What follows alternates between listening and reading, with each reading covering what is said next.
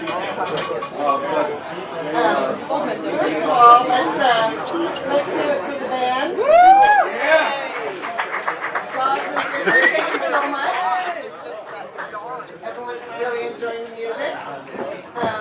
Secondly, I'd like to recognize Christina. Who did everything to put this party together. If anyone tells you that Howard's daughters put this party together, it's not accurate. There was one daughter involved and it was not me. And then also to recognize our mom, Janelle, who rode shotgun on party planning and also just makes every party better. Just by being there. But of course, the man of the hour is our dad. He just had a pretty fantastic 80 years filled with travel and adventure and accomplishments. But I think the thing that really stands out today is how many connections he's made to people.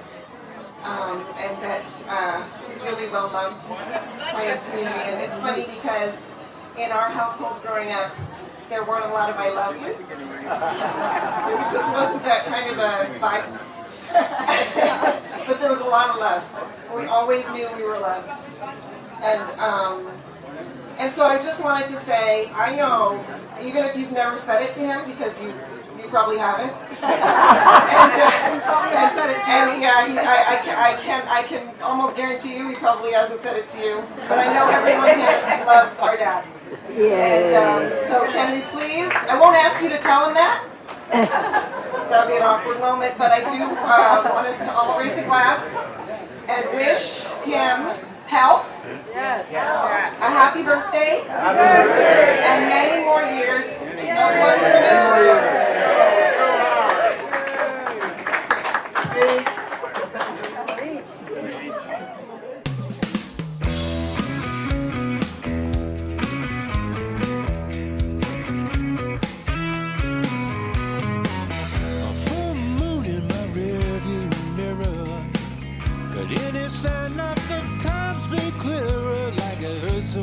Times before, it's worth the wait for what you're waiting for.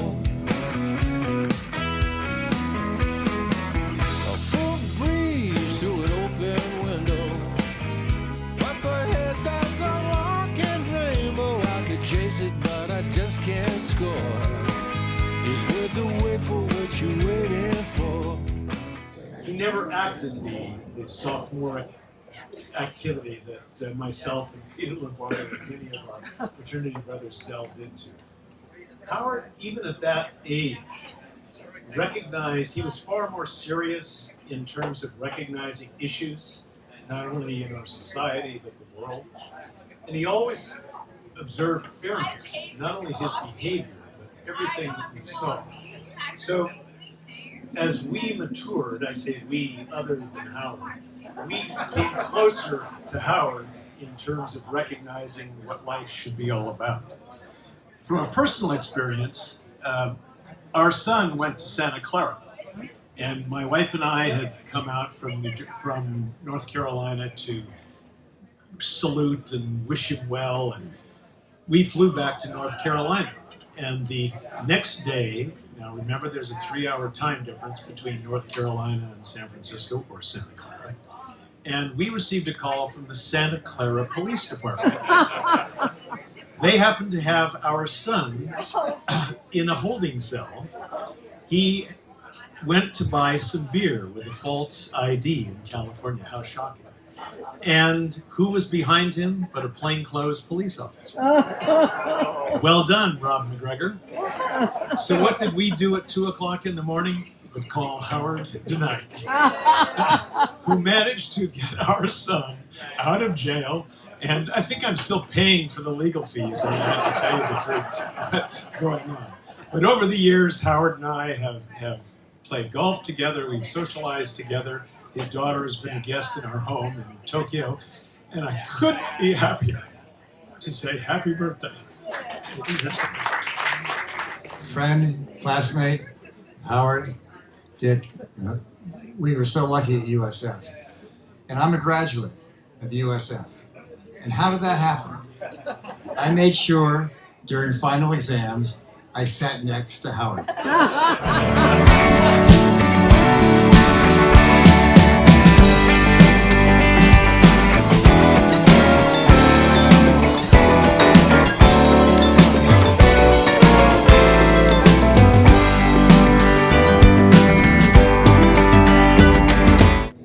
I am Edward Erler. I'm a friend of Howard DeNiger. I'm an old friend of Howard DeNiger. We went to kindergarten together.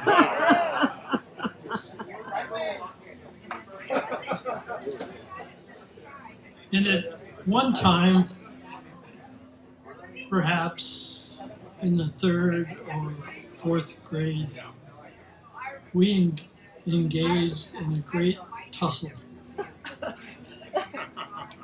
We were wrestling around. I don't remember the cause of the tussle. Probably was occasioned by a dispute about the affection of some young girl,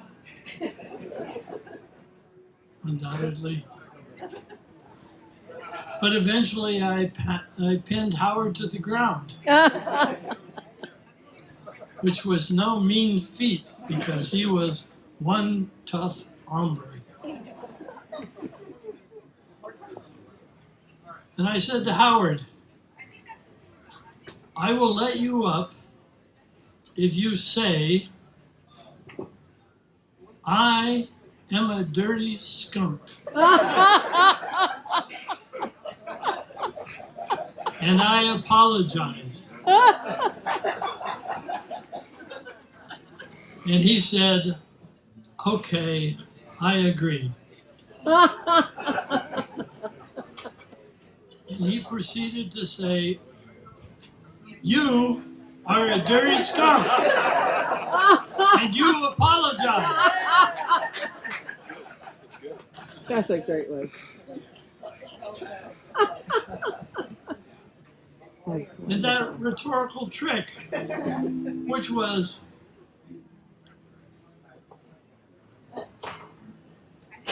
you know,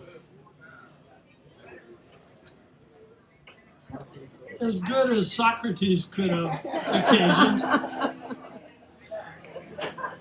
was so great that we burst into laughter and the dispute was forgotten. And I later recounted the event to my father, who was a very unsophisticated man. And he said, you know, son, Howard is destined to grow up to be a lawyer. And that was probably the greatest prophecy ever. And so be it. And we have been friends ever since. And he has been a great lawyer.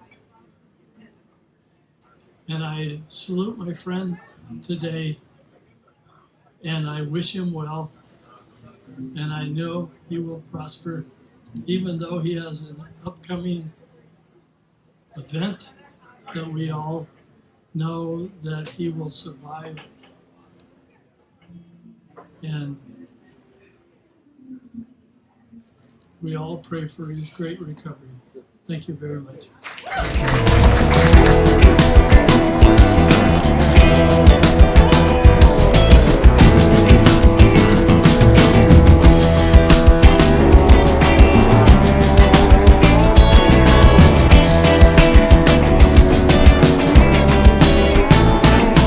Hello, I'm Jack Buchanan. I'm Howard's son-in-law.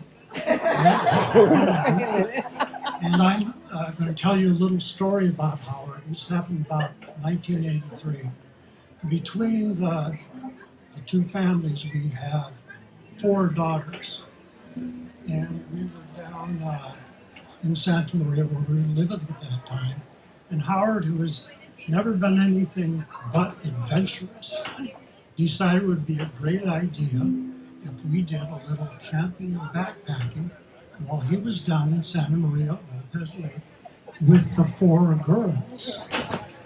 So we set out in two cars because there were 6 of us, and we drove the cars in off this beaten track, and we had to cross this little stream like 15 or 20 times in the cars, and then we got to the trailhead point, and then we walked another 7 or 8 miles. So finally we're into the campsite, and we settle down, and we have the fire, we have the campfire food, and it was just great.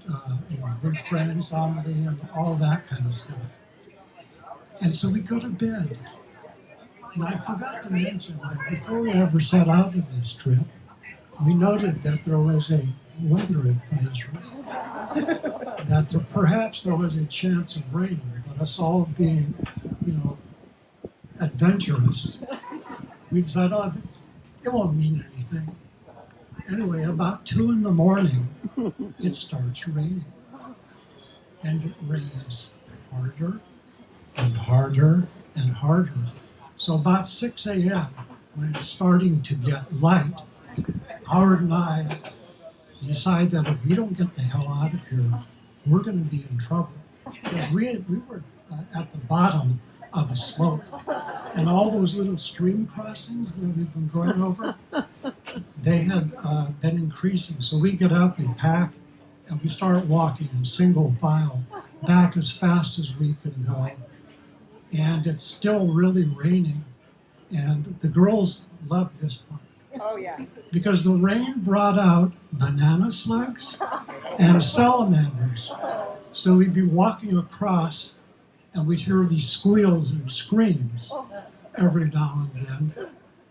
So we finally get back, and we had to cross the stream again, maybe 15 or 20 times. And when we finally get back to our cars, we both jump into our cars, and my car wouldn't start. And it wouldn't start, and it wouldn't start.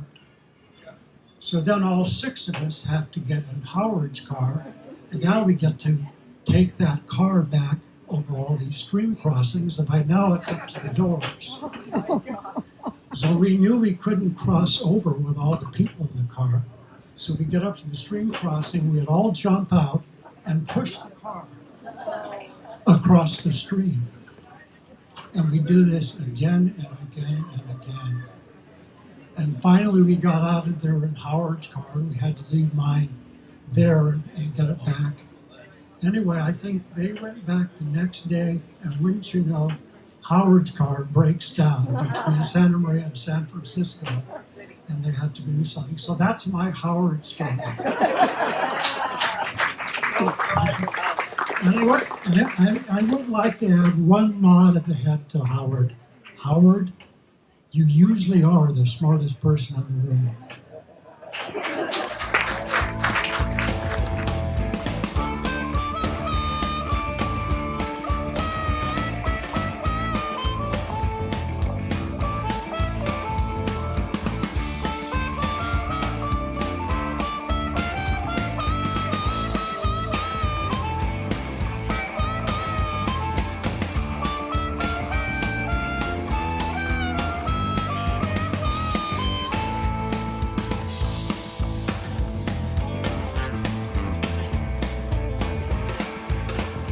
Steve Drucker and I met Howard in 1972 in Heidelberg, Germany. We were over there and had this idea we were going to open up an office and do military cases. And we found out there was this guy named Howard Knight who had an organization called Lawyers Military Defense Committee. So the idea was to go in and impress him. And maybe sometime he'd give us a case. So in the process of this, before we can leave, he invites us to Thanksgiving dinner. And the two of us look at, there's a scene in Butch Cassidy and the Sundance Kid where they get a job as payroll guards. And they look at each other like, really? So we scored there and went over and had a lovely dinner. Janelle, of course, was shocked that he invited 2 Marines over for dinner. But from that point on, it was this point of discovery, of finding out so many amazing things about Howard. The first thing I found out that really surprised us was that he had a jump shot. So we take on, Lewis and I, Trick and I take on he and Rifkin in a basketball game, and suddenly he's hitting one shot after another. Who would have figured this Pinko had a jump shot? So then we came up with a great strategy. We would double team Howard and wait for Rifkin to collapse. That never happened. And from that point on, it has been one amazing discovery about this man after the next. And being his friend and connecting with he and everybody else in the family has been just a real joy in our life. So thank you, Howard. Happy birthday. No, I didn't call him. I meant to call him.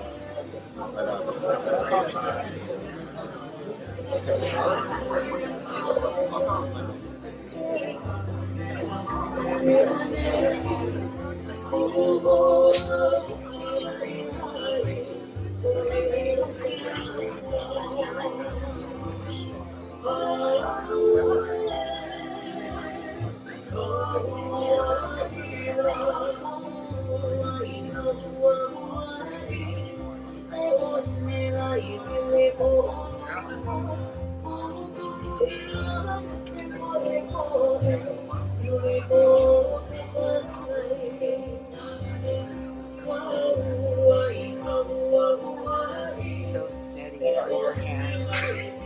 Oh, now you're laughing, so now it's all jiggly. Now it's all jiggly. I'll fix it in post. How you doing, Thor?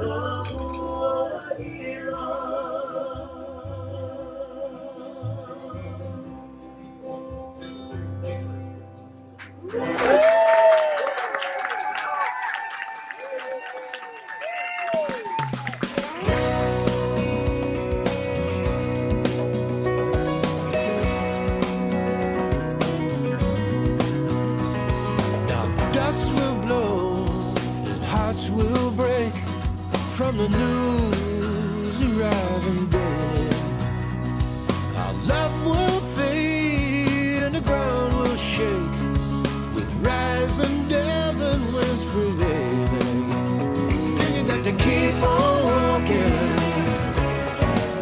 I said you got to keep on walking. Keep on walking. After all, it's just a walk in the park.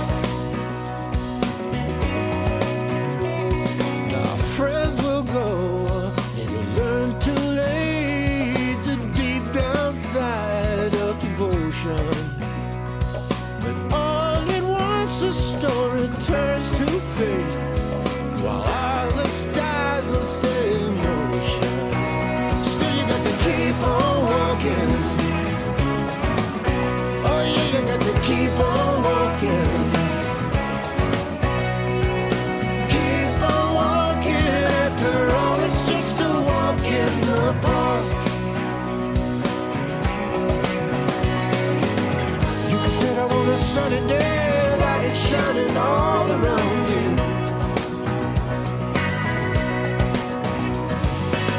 You might be thinking that you know the way. You're gonna find out when you think amounts to paradise is on the tees, beyond the stock reality.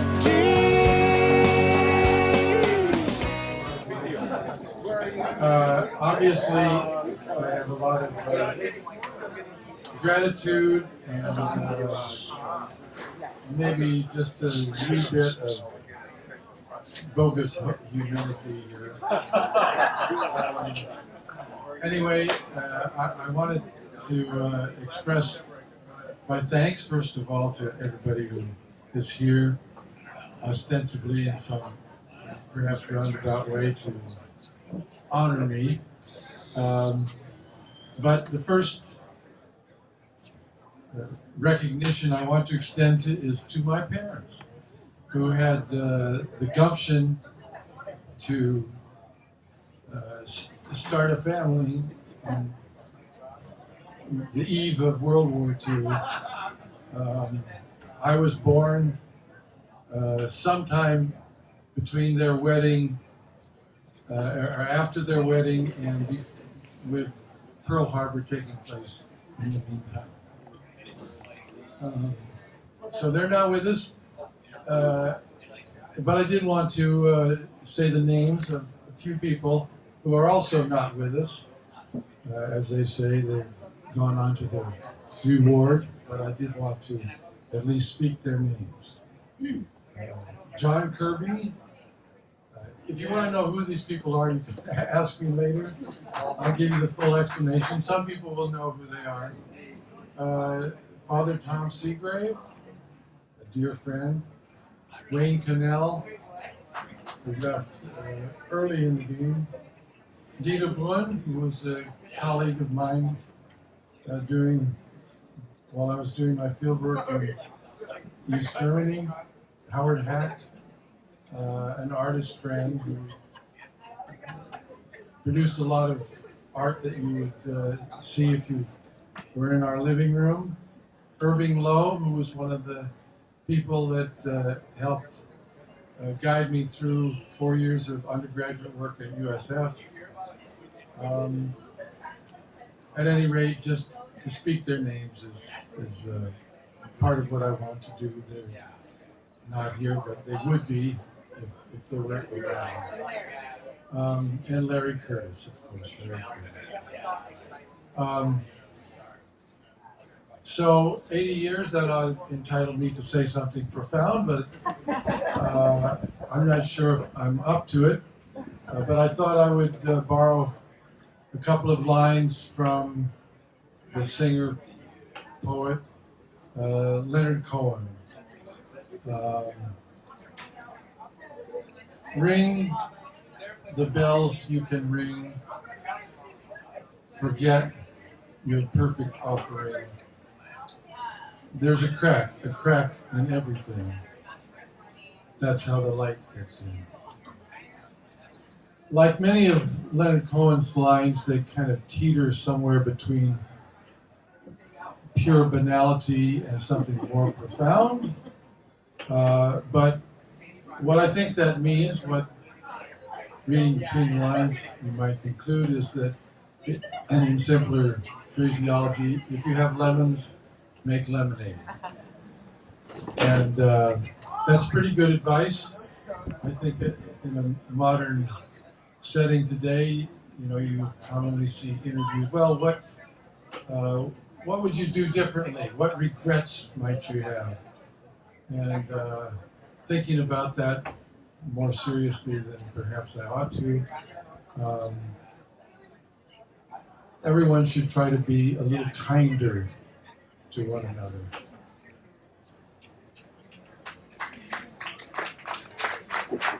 It usually doesn't take much. Unfortunately, a kind of industrial hazard of being a trial lawyer, you have a kind of over-the-top aggressiveness sometimes, and I think that is a side of my own practice that I could have worked on. So try to do that. It's not usually that hard. If you have an opportunity, grab it and be kind, a little kinder to one another. Anyway, thank you again for being here. It's an amazing opportunity to bring together all these people who accumulated in one way or another. People who came from Hawaii, came from Germany, came from North Carolina, came from Miami, came from Albuquerque. Anyway, all these different eras. Introduce yourselves. Have a great time. Thank you. Say, because I have to go home, that of course all of you represent all of the great things that happened in my life over many, many decades, beginning with Ed, who comes from my earliest days in Paso Robles, up to George Gamelch, who is here from USF, who aided and abetted my academic career in many ways, collaborating on publications and teaching classes and so on. But none of this compares to my great, great good fortune, my truly great good fortune in being married to Janelle. Yeah.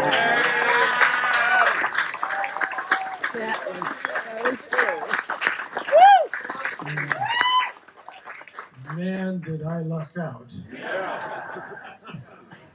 And so I'm just delighted that she has been able to produce the lovely children that we call our own, with their grandchildren to boot, all of whom live right within blocks of our house to this day. And so at this point, I would like to invite everybody to salute Janelle.